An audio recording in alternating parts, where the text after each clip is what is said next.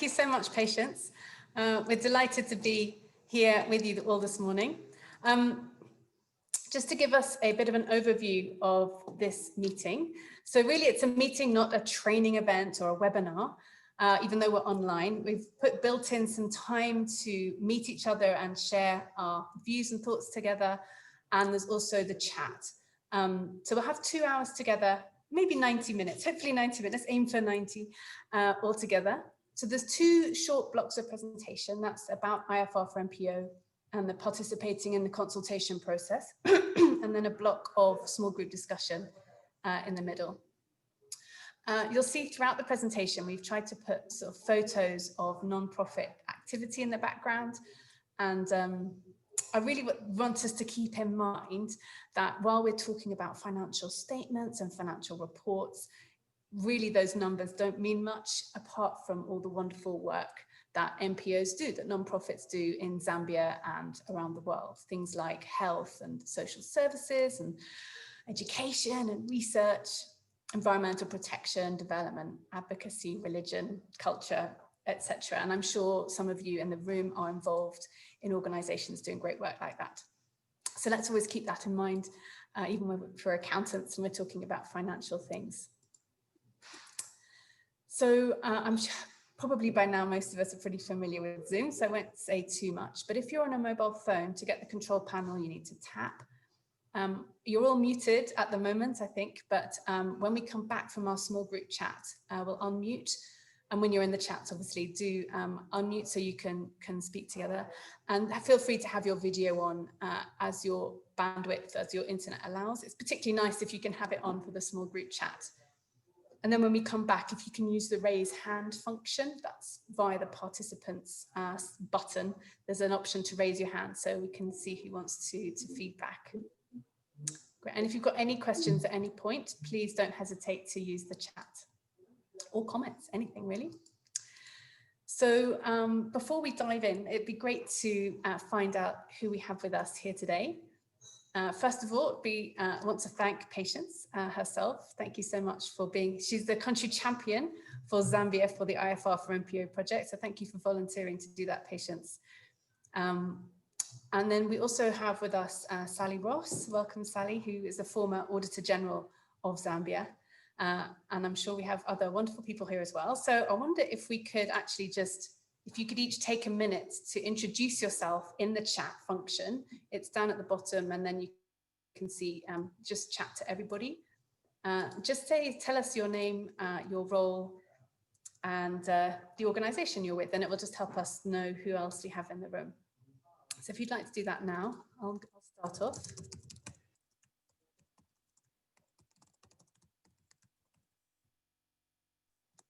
So you can see how to do it. So when I see the next person has done it, I'll carry on.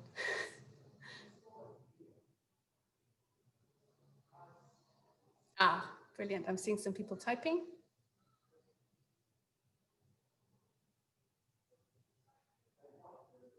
So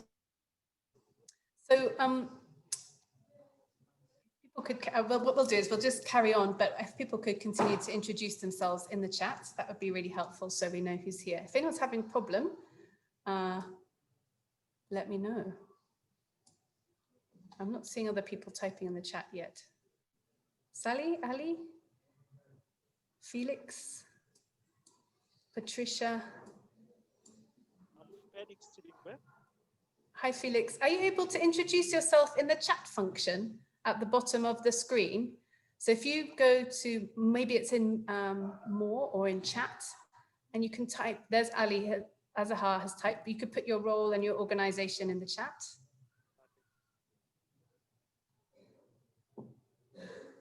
Felix, can you see how to do that? It's important that we know how to use the chat function so that we can communicate well together. Brilliant. So Ali's written, Azahar's written in there.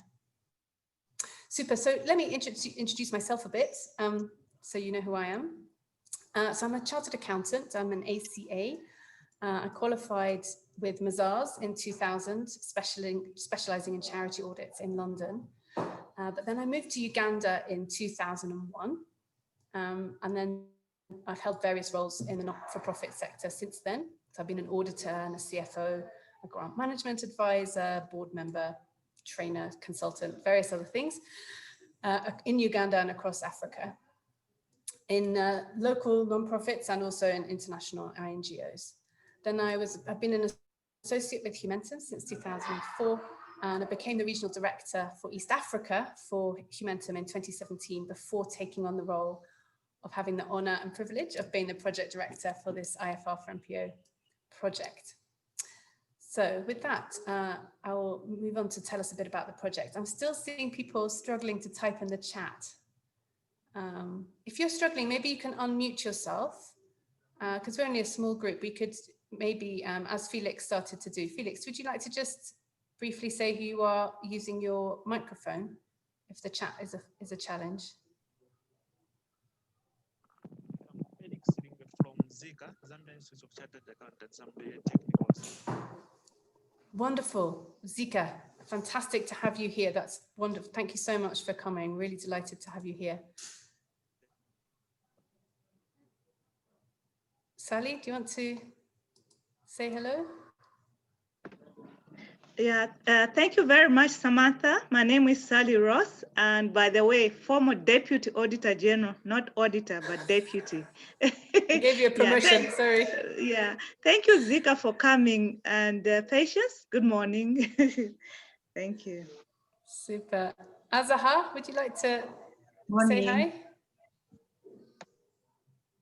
Good morning and good afternoon. I'm from Bangladesh. I have been working as country financial controller of concern worldwide. So let's see, we learn something new from today's seminar. Brilliant, you're welcome, Azaha. And Azaha is the country champion for Bangladesh. And we have our Bangladesh meeting on Friday. So I think he's also here to see how this goes. And then Patricia, would you like to say hi? Do you want to unmute? Hello, everyone. My name is Patricia Hantumbastali from the Zambia Institute of Chartered Accountants. I am Director, Membership and Corporate Services. Wonderful. Thank you so much for joining us. Great. So let me move on and tell you all a little bit about the IFR for NPO project. So first of all, I thought I'd show you a very short video, which is on our website. Sorry if some of you already know some of this background, apologies, but we'll keep it short.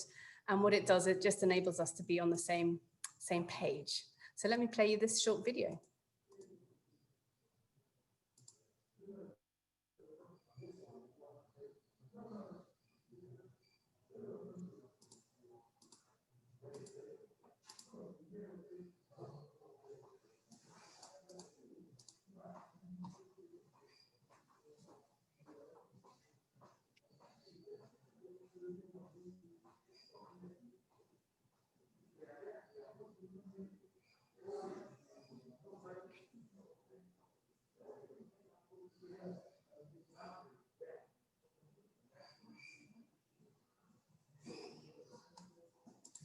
I'm told the sound isn't coming. Let's try that again. Sorry.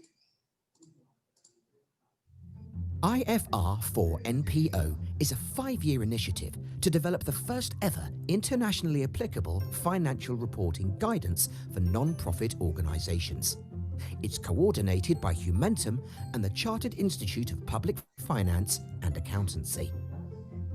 You probably know that businesses have international financial reporting standards, and governments have international public sector accounting standards. But the not-for-profit sector has no equivalent.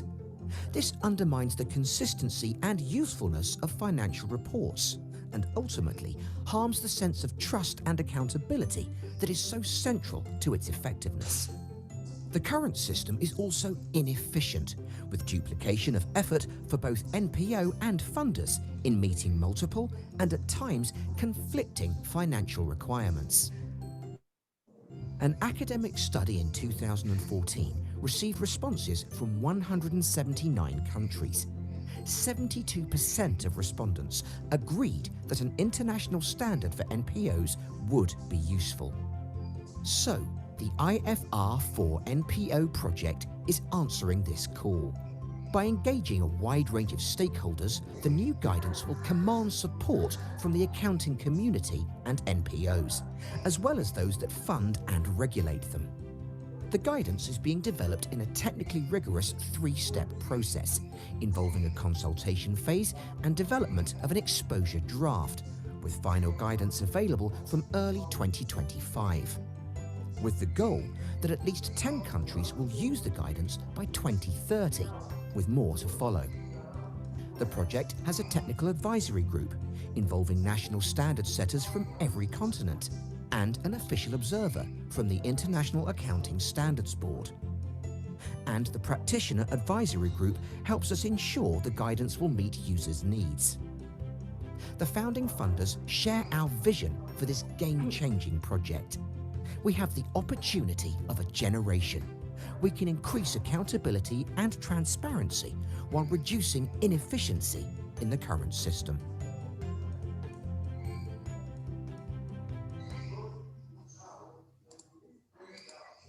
There we go. So I hope that's given you a bit of a taste of what this project is about. But one of the questions that people often ask me is my video on, by the way? I can't see myself. Can you see me? Yes, okay. So one of the questions that people often ask me, and it's good to clarify from the beginning, is really which types of financial reports is this project about? And it's really important that we can distinguish and get that right from the start.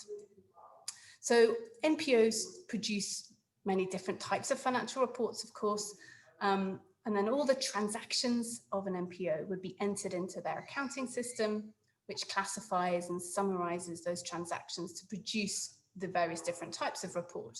Now, some of those are for internal use by project managers and senior leadership and the board.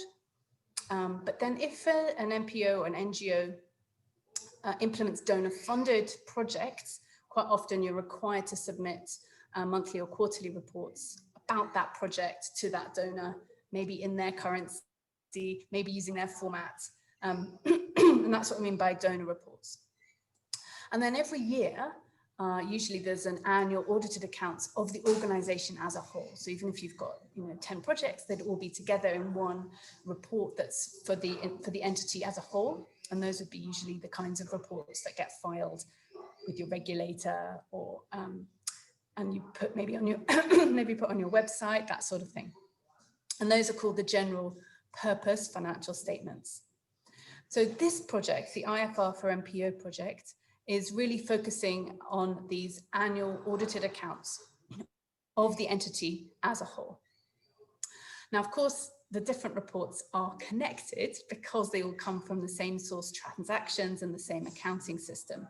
So if there are conflicts or differences in the way that you have to prepare your donor reports versus the way you prepare your year-end accounts, some could cause problems. So we very much want to recognize that this project is connected to and interlinked with another project that Humentum is also working on, which is harmonizing donor project reporting formats. There are actually 3 projects ongoing. One is the Grand Bargain work stream following the Humanitarian Summit. That's for aid and development donors. And there's another one that's called the True Cost Project, which is looking at a way to classify expenses and make clear how much is indirect cost and have a fair system for doing that.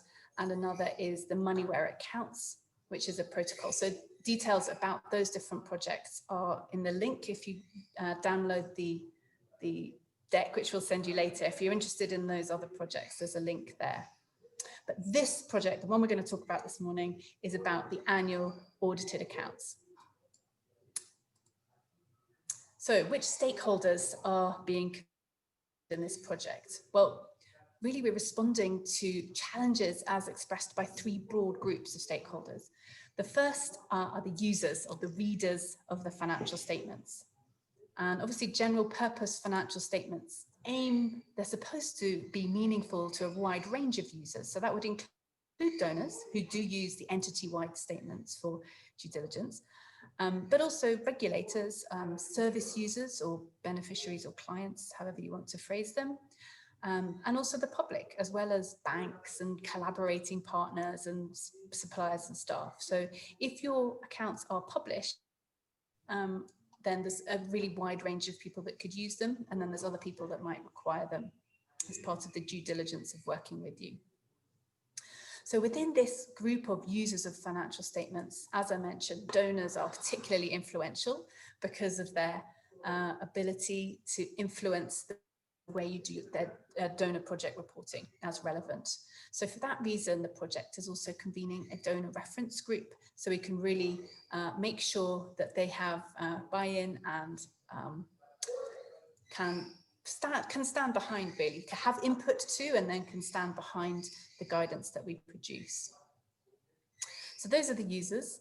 The next group are obviously the preparers, non-profit organizations themselves.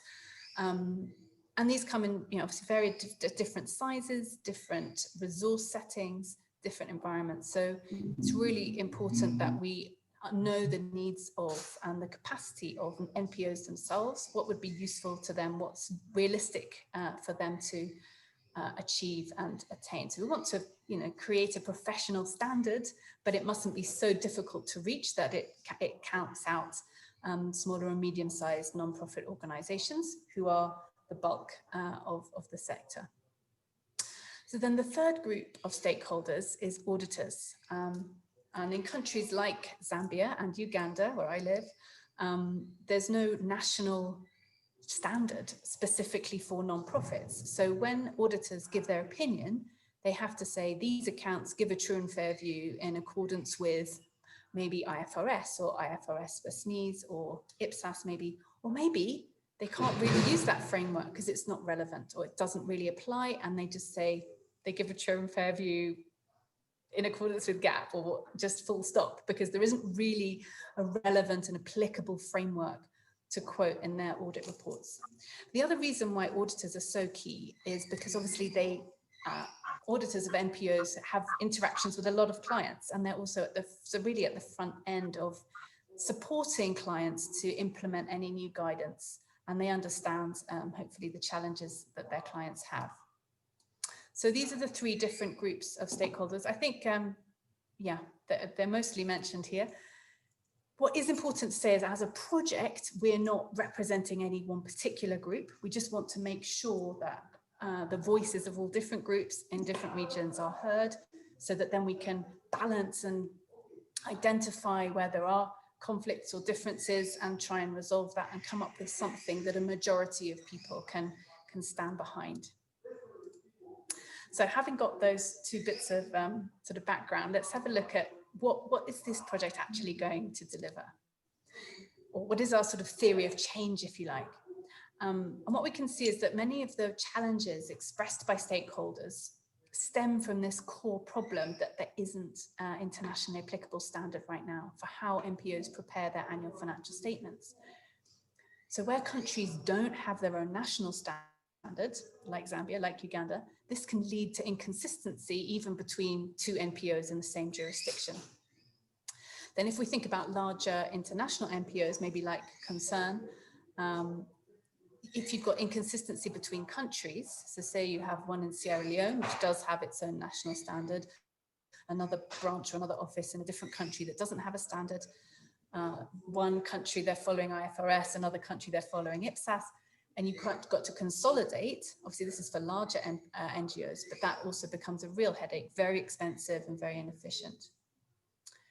So also if we see when donors are looking at the financial statements of potential grantees, they're telling us that they often find it hard to find the information that they really want to see. It's hard to assess financial capability or to understand the wider context for a particular project that they're funding. And this then results in, often duplicative processes for due diligence, financial reporting and auditing. Then the lack of clarity and consistency ultimately reduces the transparency in the sector, which makes funders nervous, especially about double funding fraud, which is obviously harder to spot with this focus on project-based reporting. I think the other problem, maybe not listed here explicitly, but very much felt by non-profit organizations themselves, is the vast array of different donor reporting formats. So if all donors had one format and there was another format for audited accounts, that would be a much easier world to live in. And that's what we hope we can move to in the future. I think it's also worth saying that part of the reason that donors have had to introduce their own rules-based requirements and formats is because there isn't an internationally accepted standard for them to refer to and look to. So they have rightly and understandably filled the gap with their own requirements, which each have their merits, but are all different to each other, which causes problems for non-profit organizations. So the solution, obviously not a magic bullet. Part of the solution in terms of the infrastructure in the sector is guidance that would really help organizations know how to prepare their annual audited accounts in a consistent, professional way. Now, obviously, the guidance would actually need to be adopted at country level, just like IFRS and IPSAS now. It's up to a given regulator. I don't know if Zika is the regulator of non-profits in Zambia, or if perhaps Zika would advise the government on which would be an appropriate accounting standard. That's the way it would work in Uganda, but you can tell us more later. But it would be up to the regulator of non-profits in Zambia to say, this is the guidance that that members in our jurisdiction should follow. Then we can also have endorsement from funders if they recognize it as best practice and encourage people to use it. That can also really increase adoption. So what we hope to see, the future outcomes, are really improved usefulness and transparency, consistency in financial reports. For NPOs applying the guidance, it should mean that they're better able to demonstrate their capacity and attract funds, as well as supporting the provision of decision useful information for governors and management. Then for funders, it contributes to better and more efficient due diligence, which is a win for NPOs as well. And then having clear guidance simplifies and improves the value of audit assurance. And one other really important outcome from this project, separate from the guidance itself, if you like, is the creation of a global community of stakeholders able to engage and collaborate to solve sector-wide issues around this area.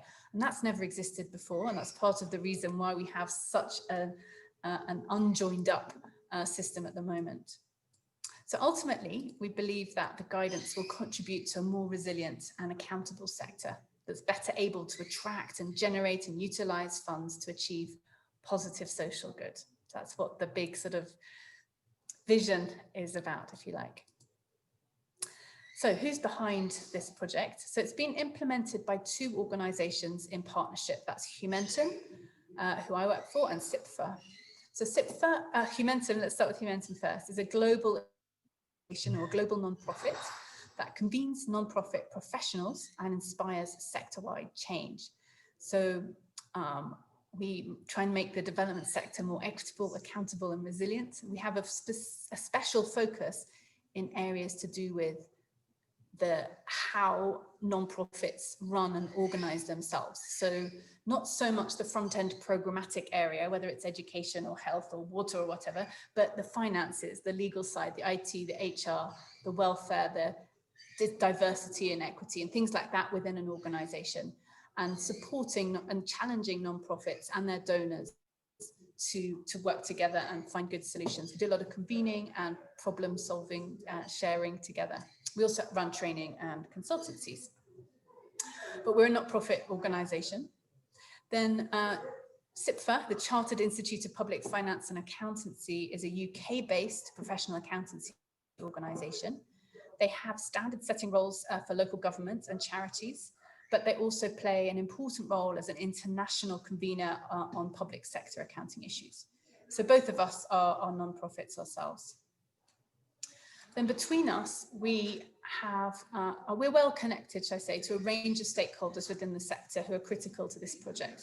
So it really is a sort of by the sector, for the sector initiative. Where's the money come from? So seed funding, just to enable us to start and get to this consultation process, which I'll explain later, that's been it's been provided by the Ford Foundation and the Open Society Foundation, in both US based. We're not fully funded, and we're very much looking to get funding from all different parts of the world to reflect the fact that this really is a global project. So in addition to the project partners, we're actually a very small staff team, three part-time staff really. But the real strength comes in our professional advisors. So we have 2 advisory groups who offer their perspectives and expertise on a voluntary basis. So the technical advisory group is national accounting standard setters from 5 continents. Most of them have their own national standards, but we also wanted to make sure that Africa had a good seat at the table. Down in the bottom right corner, that's Tamba from Sierra Leone, and they have their own national accounting standard for non-profits in Sierra Leone. But in the bottom left there is Lebogang Sena, who's with PAFA, the Pan-African Federation of Accountants. And at the top right there is Chris Twagarimana, who is with East Africa, the Institute of Chartered Accountants, East Africa, from Rwanda. So we wanted to ensure that we have a good regional representation and a huge amount of expertise in that technical advisory group. Then on the practitioner advisory group, this is really, we have preparers, NPOs, auditors, some donors, academics who study nonprofit financial reporting from all over the world. And we're deliberately and proactively seeking to build and maintain diversity in these groups. And information about each member and the details of all the meetings can be found on the project website. And so everything is really fully transparent. So that's the why, the what and the who. So if we take a look now at the how and the when. So the project is using a 3-phase development process that's really equivalent to all other international accounting standard setting processes. So phase 1 is this consultation phase. And the key output is a consultation paper, which presents questions for structured input from stakeholders. So we have these small advisory groups, but really we need to get feedback from a huge broad range of stakeholders around the world, which is part of the reason why we convened this meeting for stakeholders in Zambia. And I'll tell you more about that consultation paper in the second half of the meeting. Then the second phase of the project is the development phase, where we analyze all the feedback from the consultation and use that as an evidence base to develop draft guidance, which is then exposed for comment, and that's called an exposure draft. I'm sure our friends from Zika are familiar with this if you're used to interacting with IFRS guidance and things like that. Then the third phase takes stock of the feedback from the exposure draft and puts through changes before launching the final guidance, which is expected in early 2025. I should say really developing the guidance is just the beginning. The guidance itself is the beginning. The benefits will only really be felt after it's widely adopted and used. And that's why there are 2 key aspects to the IFR for NPO project design. So one aspect is the technical rigor applied in the guidance development process, which is being led by SIPFA. And then the other aspect is the stakeholder engagement, which is being led by Humentum, actively reaching out to stakeholders all over the world, regulators, national professional accountancy organizations like Zika, donors and non-profits and auditors to participate in the development process so that we're ready and willing to adopt it, hopefully, when it's done and it won't be a surprise. So how are we doing in terms of outreach? This is as at 31st of October. We've already got engagements from all over the world, but there's still a long way to go. So the countries in blue are those where individuals have signed up and registered their interest in the project. And we track what kind of stakeholders there are. And we have a really nice broad range, including both international and local non-profits, their auditors, accountancy bodies, regulators, donors, etc. So the yellow flags on here show the members of the practitioner advisory group. The maroon purpley flags show members of the practitioner advisory group, so the TAG and the PAG, and then the black flags show the various country champions working to engage stakeholders in their countries like patients and Azaha, to make sure we just hear the voices of different stakeholders. So with that, that's a little introduction. Thought it would be good to really hear some feedback from everybody else. Now we're quite a small group and I'm thinking it's probably not worth going into breakout rooms. We could just open up the conversation as we are here. But the things that would be really interesting to hear from you in the room are, we've had a little go at greeting each other, we can learn more about each other, but what are your reactions, your comments, your questions, just to what you've heard so far? And then what can you see from where you're sitting, what can you see as the benefits of this guidance to you and to your stakeholders, and what challenges can you foresee from a Zambia context, or from, you know, just as you see it? So I think we'll open it up. I'm going to, let me find how I do participants, and I think I can invite all to unmute, allow participants to unmute themselves, ask all to unmute. So hopefully you can now all speak if you want to. And I will stop sharing my screen so that we can see each other better. So it would just be great to hear from anybody who has something to share or something to say, reactions and comments with respect to the situation in Zambia. I'm particularly interested to hear from Felix and Patricia as well, from Zika, on your thoughts. Let's open it up. Or Sally, do you want to go first? Yes, Samantha, it's a very interesting initiative, in that in my public sector experience, I've heard in a lot of people of this of the non-profit organizations not having this framework, and even as auditors are going out, at least with a framework, they could. We won't have different types of reporting system to each donor-funded projects. So I feel it's very interesting, but our regulators, Zika, maybe can talk more about this, because we're all accountants in Zambia. We all fall under Zika, and when there are pronouncements, Zika is the institution that does that. So, but with my experience, I think it's a good initiative, but I don't know, we need to involve more people so that they are aware about this initiative, especially the non-profit organizations, so that they don't think that maybe we are trying to curtail to expose their funding. I'm trying to think of a better word, so that they don't think that we're trying to sort of like infringe their requests for money from donors, and they don't think that maybe we are reporting them to government or such things. We need to harmonize the thinking. We need to educate people why we are doing this. And so there's quite a lot of work, both for, educating the non-profit organization, as well as the auditors and many stakeholders, so that there's no thinking the other one, suspicion among each stakeholders.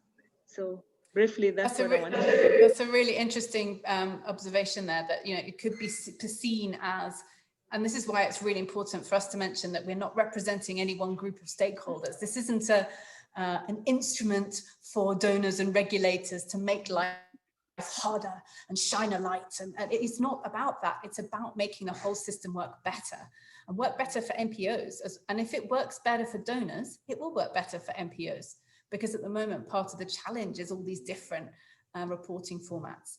And also, I think, I don't know if you've been hearing, you know, it's a big trend in the sector about moving towards localization, getting more funds to organizations on the ground in countries directly, rather than having to go through lots and lots of mediating organizations.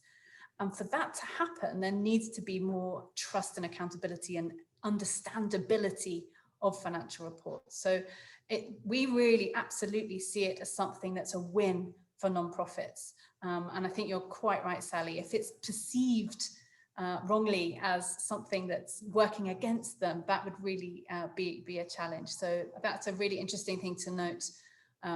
Patience for the comms, for the outreach in Zambia, to get that message across loud and clear. Thank you, Sally. Felix and Patricia, I'm really interested to hear also your reflections and thoughts on what you've heard. Well, for me, I think it's really difficult to say at this stage how the NPOs themselves will see this.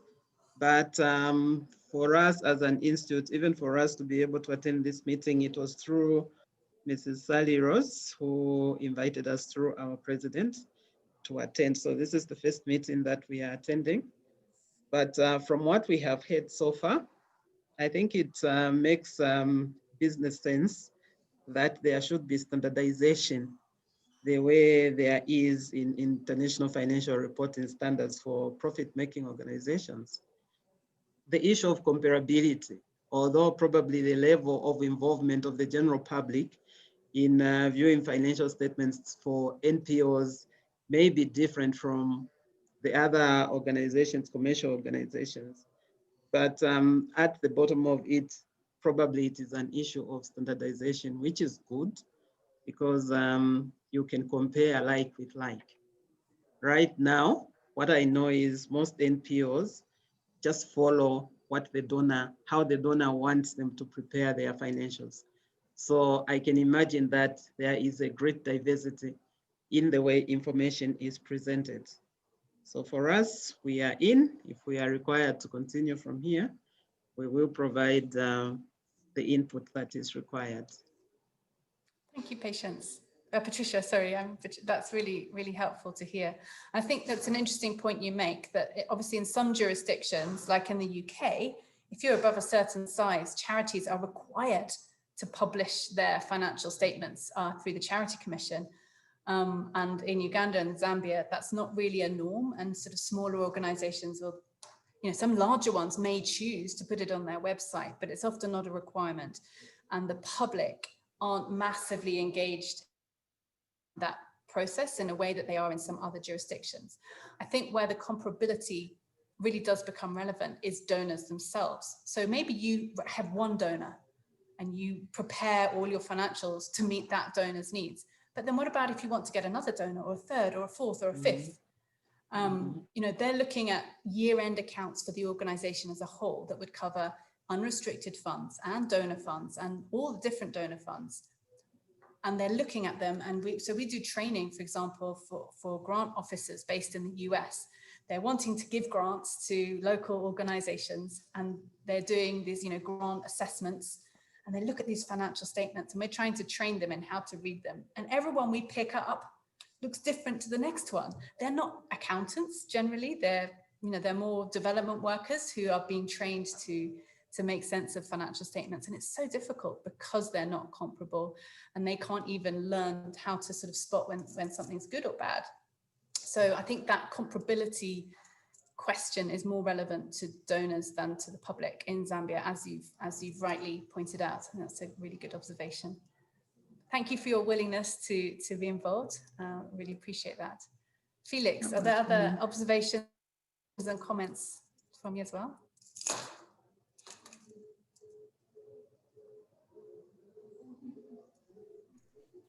No, I think my observations have been covered by the director. Thank you. Okay, thank you, Felix. So in terms of identifying the benefits and challenges for stakeholders in Zambia, so what I'm just reflecting back on what I'm hearing, there's this issue of engagement with NPOs, overcoming any suspicion that might be there, and really being able to articulate the benefits to them and to others in a way that resonate in Zambia and that don't feel like they're just for another jurisdiction. I think that would be really key, isn't it? And some of the challenges, it seems that actually engaging NPOs, because we reached out to as many as we could, but none have come to this meeting. So I think that obviously really looks like it's going to be a challenge, is how to actually bring these NPOs into the conversation. As has been mentioned. Are there other benefits and challenges as you see them, even patients? Are there other things that you can see from a Zambian context that we haven't already mentioned? You want to unmute?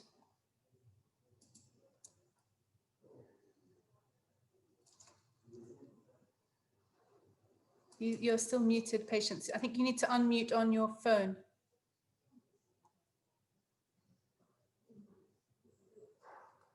That's it. Thank you, Sam.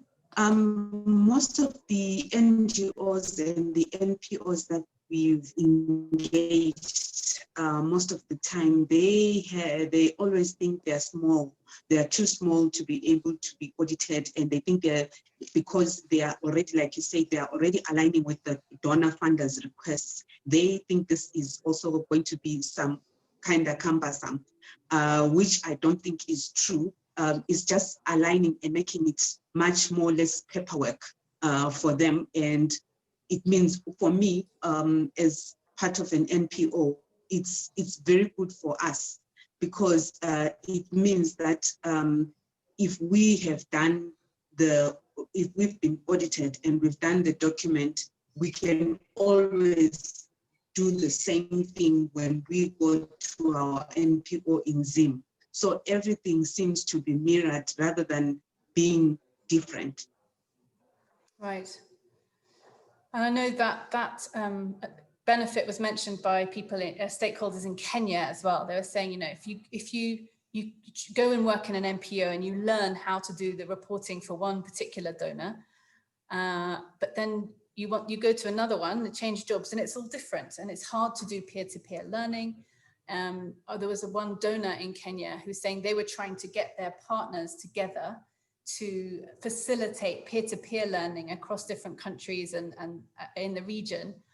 And there was so little crossover. Everybody's learnt their own thing because they've learnt something for their major donor. And it's hard to sort of maximize the ability to train up and cross learn from each other, which is also, it holds everybody back. You know, it's one of these factors that keeps people small, keeps the organizations from growing and expanding their reach and their ability to access funds. Patience, did you want to add something else? I think your sound might have cut out briefly.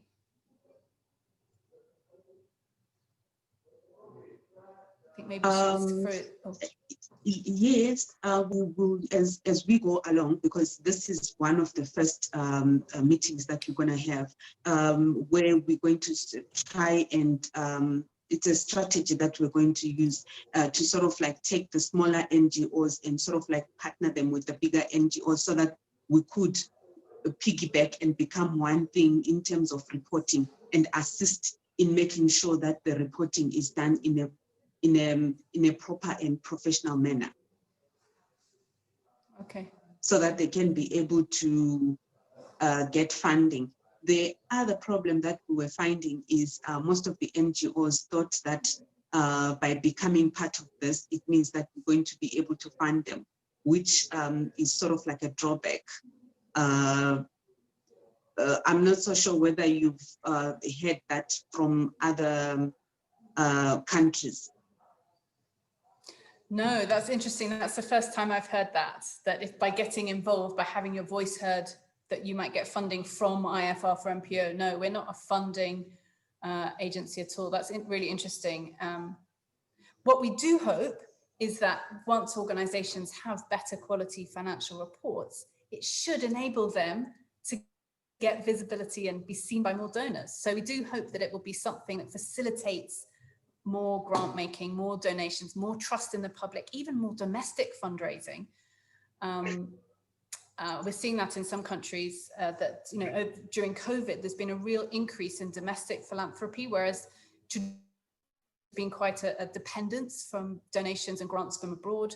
We're seeing a real growth in, you know, the domestic middle class giving to local non-profits. And we hope that the improved financial reporting will, you know, just facilitate that. So yes, we do hope it would result in NPOs receiving more finance, but we're not a source of finance. That's really important. Thanks for mentioning that. Azahar from Bangladesh, I wonder if you might share some of your, just briefly, your experience in Bangladesh, because we're having a strong interest there.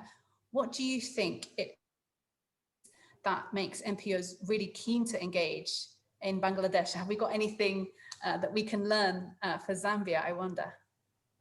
Yeah, thank you, Samantha. So I'd like to, share experience from Bangladesh.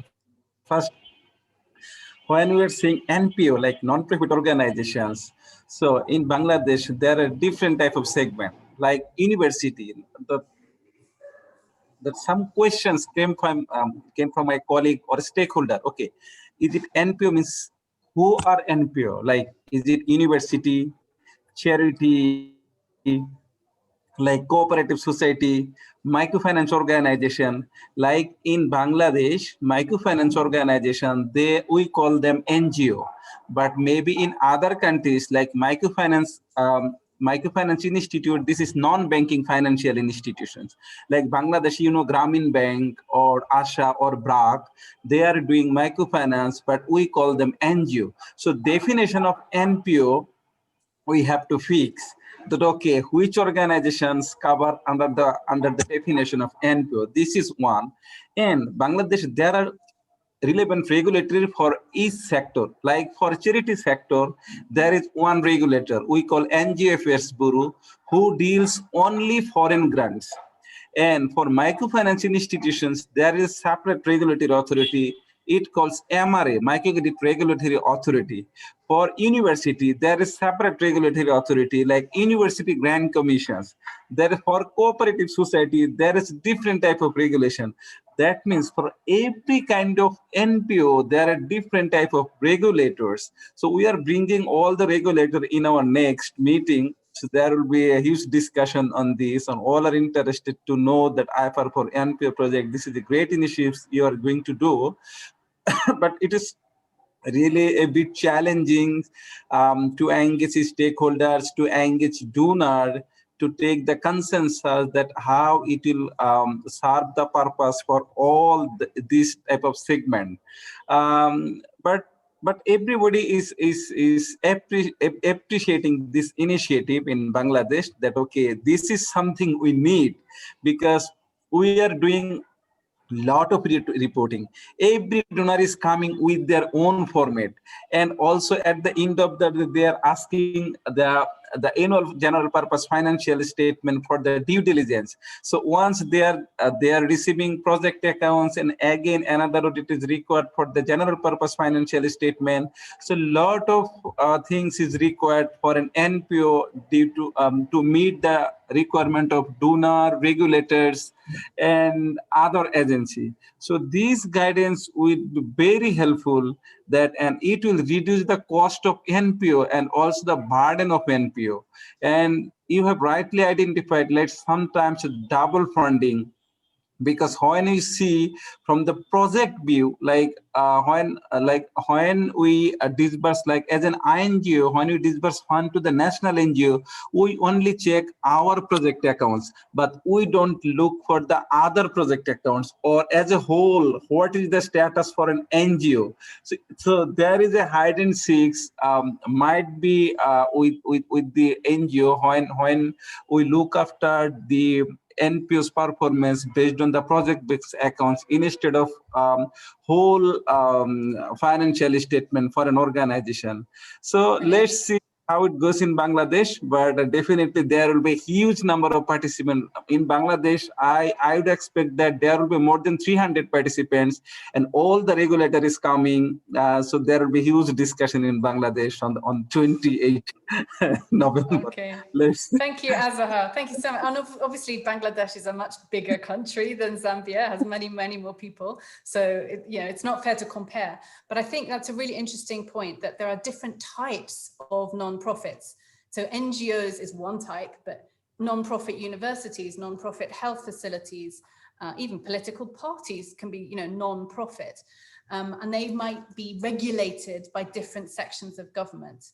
So it would be really interesting to understand, actually, Patience or Sally or anyone who, I'm guessing that Zika regulates the accounting profession, but if you're a non-profit organization in Zambia, who do you file your annual accounts with? Who gives you the status of non-profit organization or NGO? Are there different bodies within the Zambia government that do?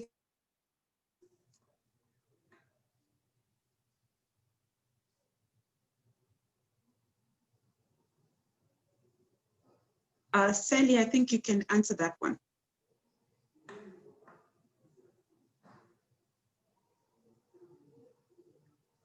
Thank you, Sally. I'm not really sure. Maybe somebody from Zika, maybe Patricia can correct me. But when you file in you're starting a company, it's the PACRA, which is the patent and what in Zambia, the ones that issues whether you're a company or what. But I don't think there's anybody regulating whatever who's that. I'm not really. It must be PACRA. The PACRA that issues out the certificate, whether you are an NGO or NPO or you're a company or you what. But the issue is all these people, they prepare accounts, all these, whether non-profit or NGOs, my issue is they all prepare accounts and they all have to report somewhere for the person to the donor that gives them money. So for me, as an auditor, as an accountant, I'm looking at it from the aspect that all these people have accountants to prepare their finances, their financials, and reporting to the donors, or there's an auditor to audit that. And so maybe some of them don't have auditors. So I'm not really sure whether it should be the regulators' problem on the reporting framework, but also I'll bring in the aspect, Samantha, of how do the donors themselves feel.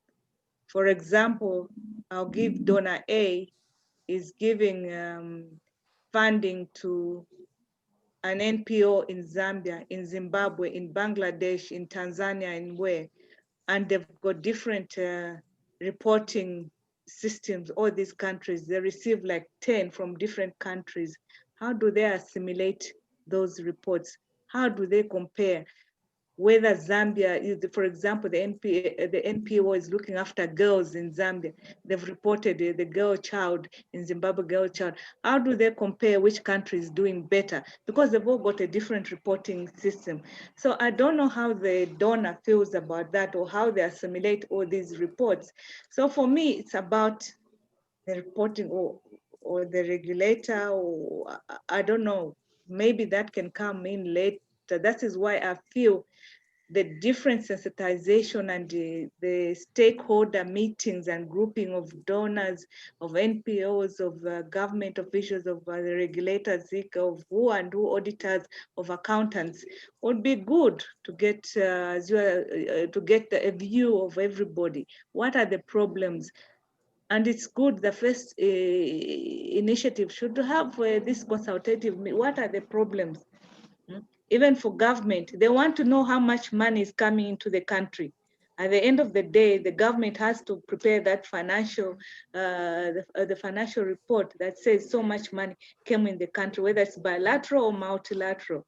So if there's no reporting, they won't know how much money has come in the country. So briefly, I don't know. I think regulators have this important role of distinguishing what is a genuine non-profit and what is, some of them are not genuine and they're there money laundering, whatever else.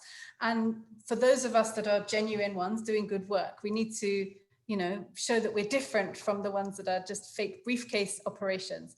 And I think the regulator has a really important role. I don't know, in Zambia, are there tax favors, if you like, for non-profits, that they don't have to pay tax on grants? And do you have to have a status to say, yes, you are an NGO and therefore you're applicable to get tax exemption and things like that? Are there any tax breaks, if you like, for being a non-profit organization as to opposed to a commercial business?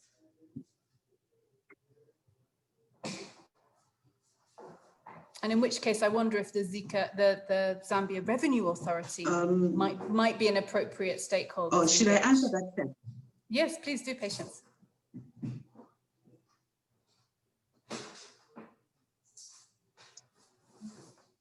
Okay. Going a few steps back, yes, there is tax exempt on a certain threshold. And the other issue that we have as NPOs is you will find that if your donor funder, let's say, is the Danish will give you a report system on how they want you to report and account for each and every cent, which means that if you don't comply with those set of rules, they can withdraw the funding for the following year. So that's why you find that most of these NGOs and NPOs would rather following year. That's why they mainly focus on being audited and sending their audited reports directly to the donor, Right. rather than keeping these for the, yes. So I'm hearing, as I've heard from many countries, that obviously donor reporting is much more the focus, and if you don't report to your donor, you don't get any money, so it's absolutely essential. Just to respond to what Sally said, how do the donors cope? The way they cope, because they can't have all these different reports from different countries. So they say, if you're CEDA, if you're Dunedin, whatever, and you want our money, you have to report in this way, so that we can collate and manage all the reports that we're getting. And if you're CEDA, well, you have reports in this way. If it's USAID, report in this way. If it's ECHO, this way, EU, this way. So if you're an organization that's getting funding from 4 or 5 different donors, you're having to produce different reports in different ways. What that ends up with is some organizations even have different accounting systems and different bank accounts. They're running, like, sometimes it depends, but sometimes they run sort of parallel books. You get, it's very easy for double funding fraud to go unspotted and unnoticed, because everyone's focusing on their one project rather than the project, the entity as a whole. It makes it hard to grow. There's lots of duplication of effort, and lots of, if you have one entity, it's hard to consolidate all those different projects into one entity set of accounts. It's hard for the board to govern the organization as an entity rather than as a series of projects. It's, you know, cash flow planning. What about the unrestricted income that you get? What you need some unrestricted income to make an organization work effectively. How is that managed? How is that overseen? Where does that get reported to? There's no donor to send it to. So I can see that, so this is really common in different countries, and this sort of approach that's really focusing on the donor reporting, which is totally important, but missing out on this entity-wide governance, the public regulators, it is actually not in the long term serving the sector well, and it's resulting in a lot of inefficiency. But certainly we are looking, well, I'm actually in conversations with CEDA at the moment about joining the donor reference group, and we're trying to get more and more donors involved in that conversation.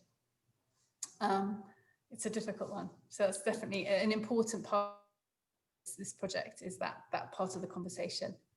Super. It's on the hour. Are there any other comments now, or should we move on to the second part of the presentation, which is about the consultation process? Patricia, I can see you're unmuted. Did you want to say something?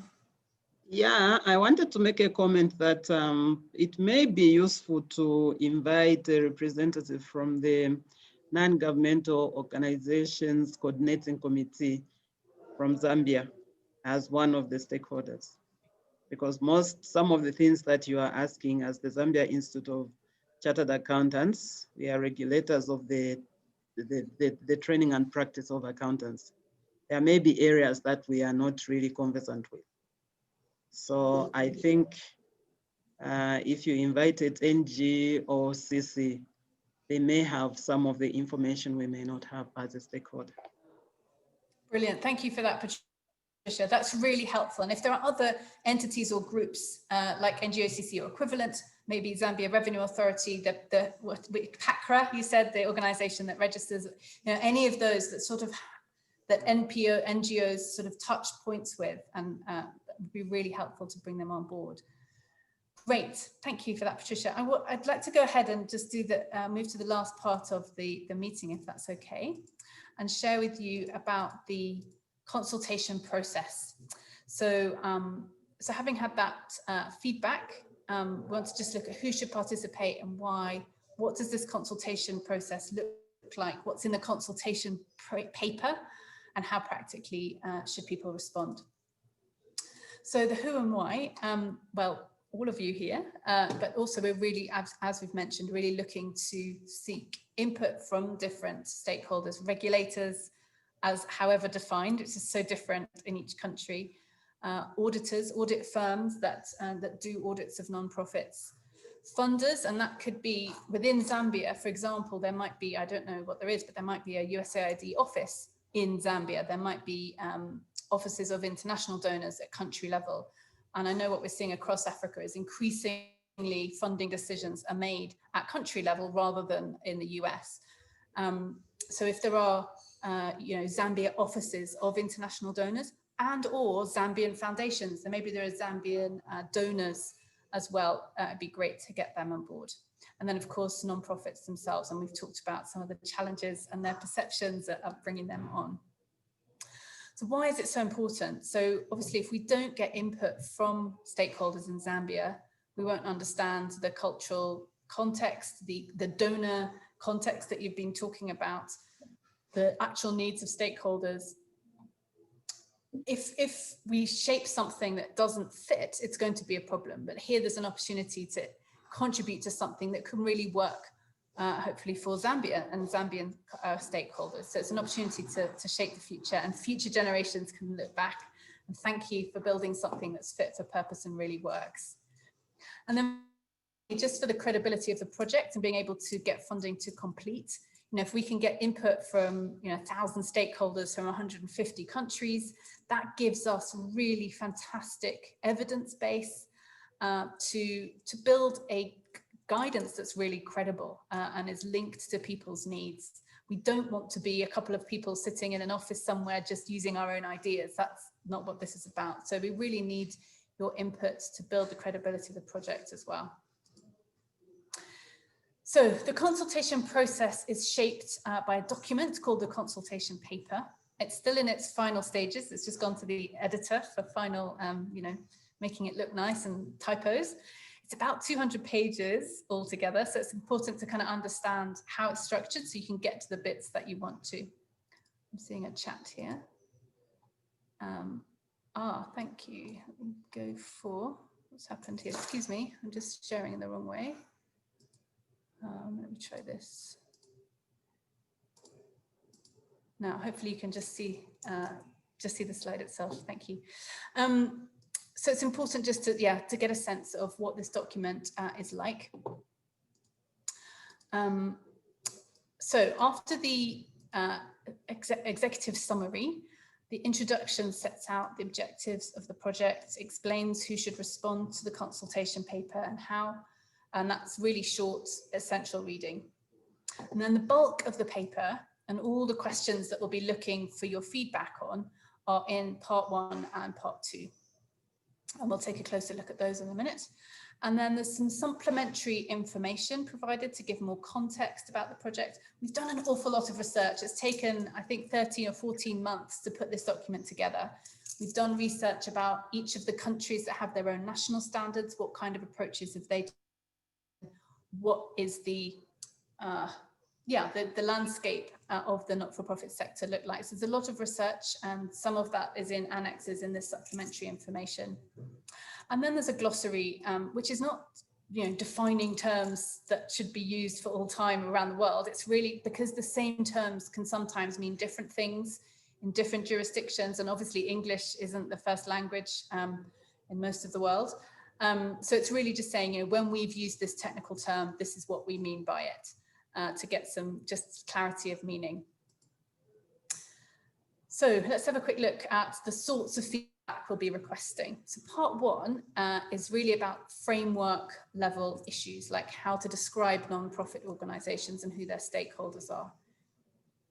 It's pitched it's written in plain English, and it's pitched to be accessible to a broad range of audience and stakeholders interested in financial reporting, not just accountants. And each chapter presents a sort of proposal, some analysis and a proposal, and ends with a request for general matters for comment. In other words, you're invited to comment on the general level matters presented in the chapter. And these questions generally form, do you agree with the proposal? Yes, no. And if not, why not? So in that sense, the questions are structured. You have to have read the chapter really to respond, but there's also room for free comment so that you can really share your thoughts and perspectives. Then part 2 is about more specific accounting and financial reporting issues, like when to recognize grant income or disclose gifts in kind. So it's also written in plain English, but it's pitched to be accessible to a more technical audience familiar with accounting concepts and language. So here each section describes an issue and then presents alternative treatments. And then it ends with specific matters for comment. In other words, what are your comments on the specific matters presented? And generally these questions take the form, do you agree with the way we've described this issue and the alternatives presented? If not, why not? And then which alternative do you prefer and why? So again, it just will give us really rich and structured feedback, which we'll know by country and region, by stakeholder group, to get a sense of where there's strong convergence or very big differences, and then how to work to resolve those. So let's take a little bit of a deeper dive into chapter 1. So there's 5 chapters, and chapter 1 is all about, as I think it's Sally was mentioning, and Azahar, what types of organizations do we mean by non-profit organizations? Who is included in this? And rather than trying to be too prescriptive, because we've got so many different, there's such diversity in the sector, and there's different regulations and different regimens in different countries. They've taken a broad characteristics approach, which is set out in the chapter. So the question is then, do you agree with the broad characteristics of NPOs proposed? If not, why not? Which alternative characteristics would you propose and why? So you can kind of test it against the way NPOs and NGOs are described in your context and see if it fits. It's things like having your primary purpose being a social or environmental outcome, mission, rather than a primary purpose as a profit motive. It's about not distributing profits to owners, and about maybe holding assets that exist to serve your mission rather than to generate revenue, things like that. I think there are 4 broad characteristics proposed, so you can give your feedback. Then chapter 2 of part 1 is all about the external users, these readers of the financial reports. Who are they? Who reads the reports, and what information would they need? If we can imagine this beautiful future where donors aren't so dependent and certainly don't need to have each of their own projects audited, because they could rely on the audit of an entity-wide one audit, but they can see how their numbers fit in with the rest.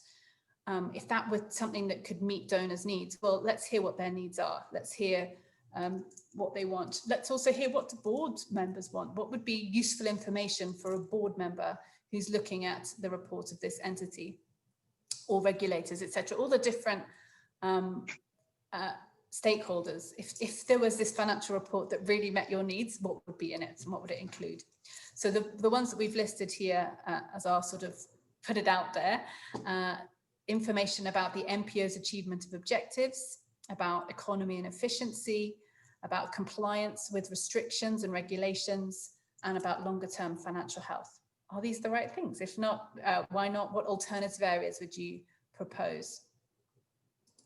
Then chapter 3 is about the aspects of the guidance itself. So there's two proposals in particular. One is that the guidance should be accrual based, and the other is that it should include the narrative report or the management commentary that goes alongside the financial statements, that those should be part of the guidance. And there are a number of questions, but one of them is, what challenges, if any, do you see if the guidance is accrual based? This is one of the strong areas of potential conflict with donor requirements. So if your donor says cash based and your year-end accounts have to be accrual based, there's a whole, I could talk about that for a couple of hours, ways of, challenges that presents, ways of overcoming it. But if you've got less qualified or skilled accountants, if you've got resource limitations, there's a number of different factors in there. But we have, taking all those into consideration, concluded that accruals-based is the right approach for international guidance. But we want to hear back from stakeholders. Then chapter 4 is about existing frameworks.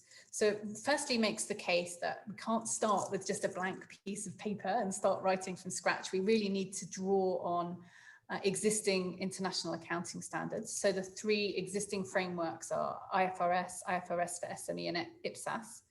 Now, obviously none of those is completely ideal. So we put as a starting point for our sector, they're great for what they're trying to do. They're not aiming to meet the needs of our sector. So which is the best out of the 3 as a basis for our guidance. So we've proposed some criteria to assess the suitability, things like how big are they, how often are they updated, do they cover issues that are prevalent in our sector and maybe not in others. And so the question really is, have we got the right criteria? Do you agree with the criteria and the way that we've assessed or not, and why not? And then all of this is really kind of leading towards chapter 5, which is really important to get feedback from stakeholders so that we can go on to develop the guidance in a manner that has broad buy-in. So we've proposed a model which is using IFRS for SME as the initial starting point, because it's small, it's not updated very frequently, but then drawing on as needed full IFRS if there are concepts in there that are relevant. IPSAS, they've got quite a few state standards that are relevant to non-exchange transactions, which are really more missing from IFRS, but also national level guidance where relevant, if it exists. We don't want to reinvent the wheel or ignore the great work that's been done by different countries. So that's the kind of approach that we're proposing, and want to find out if you have concerns about IFRS, for SME, do you agree with the approach? So that's part 1. Hopefully that gives you a sense of sort of big sector-wide level issues. Then in part 2, again, I should just comment and make sure to clarify that what I'm presenting with you now is the consultation paper as it currently stands. There might be final edits before it's published in January, but just on that basis. So the types of issues in part 2 are more sort of technical, a bit more specific. What should the financial statements actually look like, the way they're presented? Should we have fund accounting in different columns? Should we have a vertical or horizontal balance sheet? You know, how do we actually want the financial statements to look that would be useful? What should be in the narrative report? This is a really important one for donors as well, is the classification of expenses. If we were to have a standard way, like if you think of company accounts, you have, you know, revenue, cost of sales, and there's standard headings, and everybody's able to sort of get behind that way of classifying to produce a P&L that looks similar at high level for every company. We don't have anything equivalent. So what would be the high level, most useful ways to categorize expenditure? And if donors can get behind this and it can be useful, it can be meaningful for donors as well, then we can have much more consistency in the way we our charts of accounts, which is a key challenge at the moment. So that's a really important one. And then crucially, you know, income recognition and measurement. So when do I recognize grant income or even grant expenses? When do I recognize a grant paid if I'm a non-profit that gives sub-grants? Do I recognize it, you know, do I recognize it when there's an obligation or a commitment? Do I only recognize it as it's spent? Do I only recognize it as it's accounted? Things like that. So there's a number of options, and different things are used in different countries and different organizations. And then also this issue of in kind, which is really important. This is a superpower of nonprofits, to able to get volunteers to buy into their mission and help. How should that be disclosed or recognized in a way that's helpful, but not too onerous? So juggling those balances. And you can see here, so this is the sorts of issues that are in part 2. So the answers to these questions really aren't obvious. And in NPOs in countries that don't have their own national guidance, have to make up their own answers, or donors make up their own answers on a case-by-case basis, which is precisely why we have so much diversity and lack of consistency. So we do plan to hold webinars and videos, create videos explaining or doing a deeper dive into each of these topics, so that there's a bit more explanation and understanding of the kinds of questions that we're asking, and to frame your answers, hopefully. So hopefully by now you're thinking that you would like to share your opinions, that it would be important for stakeholders in Zambia to contribute, and the only question is how. So it'll be launched on the 28th of January. How people get to know about it will be a question. So we're currently devising a communication strategy for how to make sure people know about it. I think if we can engage NGOCC and all the other bodies that we've talked about in Zambia to share with their members, hopefully we can get quite a wide net of people to know about it and engage.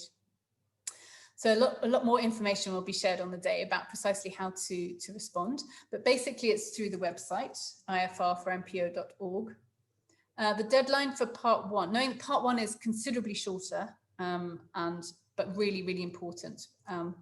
So we've done 30th of July as the deadline for part one, and then 24th of September as the deadline for part two, in case people need more time to engage with those other topics. I should mention that we've really tried to make it as easy as possible. So you don't have to respond to everything. If you just want to do part one or just one chapter in part one, you can do that.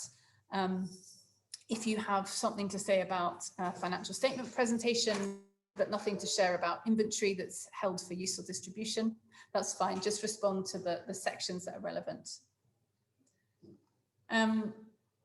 In May to March next year, we're planning, it's not final yet, but this is what our current thinking is, to hold some virtual regional roundtables.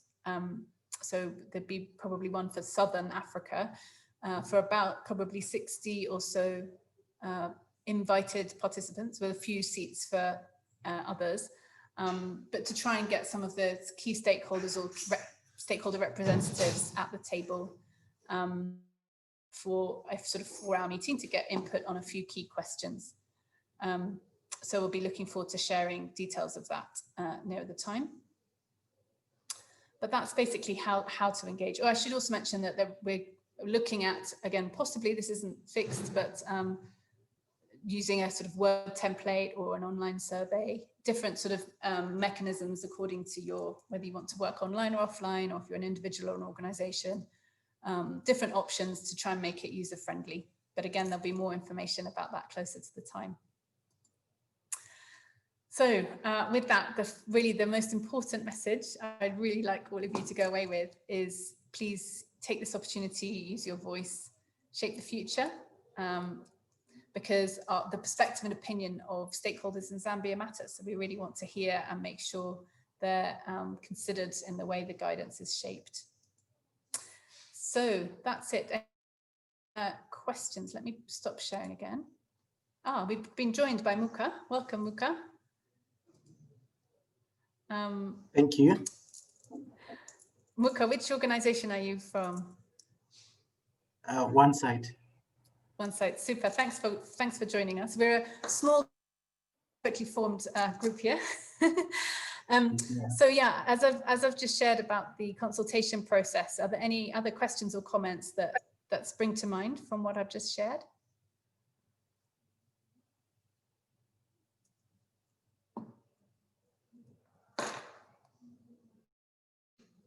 Patricia, anything from you, from Zika? Well, I think the information we have received is useful, and we are all looking forward to see how this process will end. But we shouldn't forget the much required engagement of the NPOs themselves. Great. Muka, I know you missed the first part of the presentation, but I just want, just as a quick reaction, do those issues that I mentioned, do they resonate with you as an NPO at One Site? Are those some of the accounting challenges that you have? Of course, yes, I do agree. I think those are the critical areas that we need to respond to.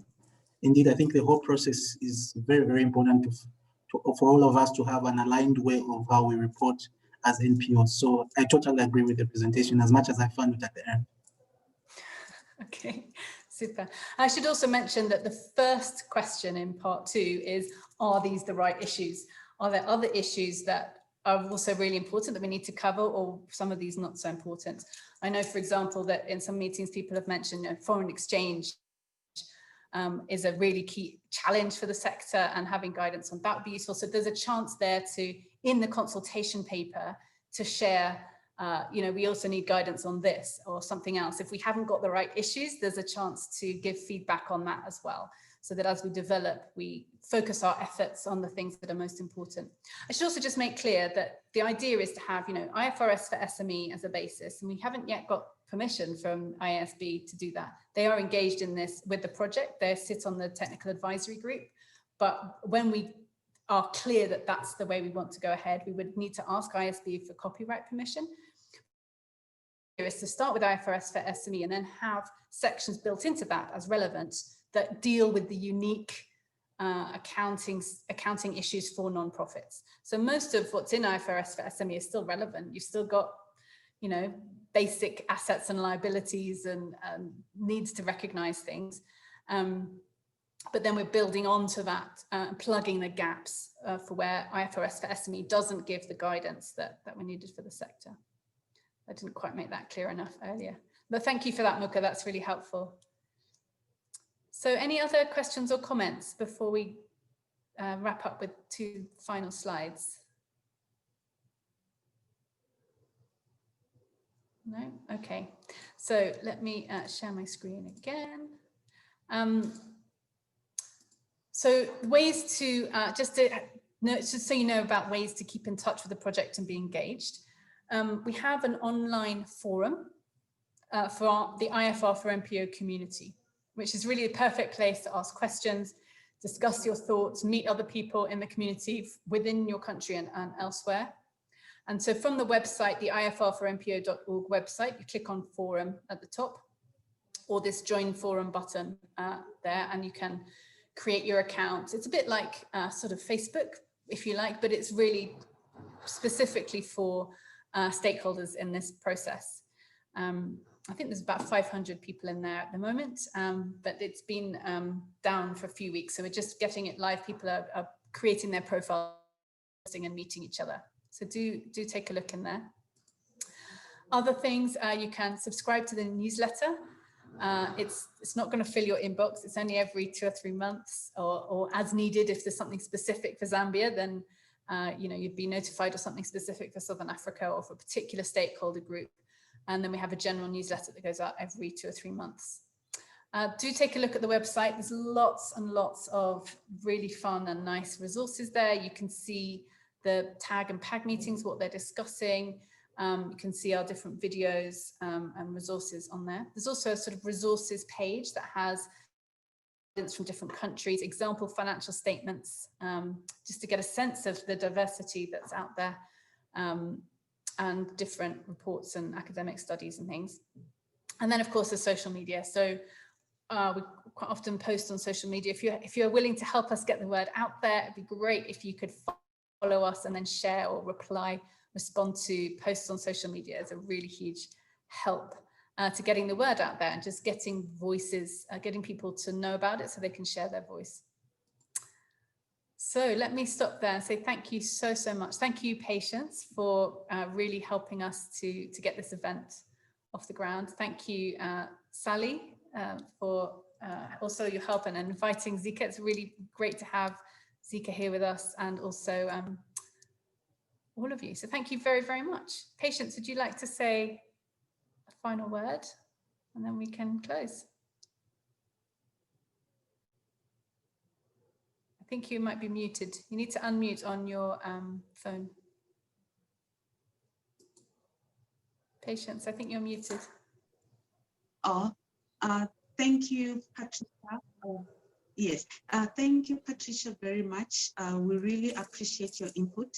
And as soon as possible, we'll give you a feedback on what we have discussed before prior to this meeting, and we'll definitely keep you updated. Yeah.